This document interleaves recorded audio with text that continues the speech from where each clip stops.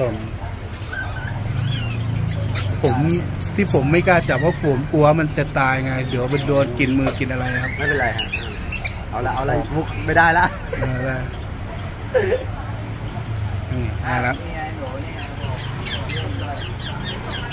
ใช้ครบครึ่งนาทีนะฮะ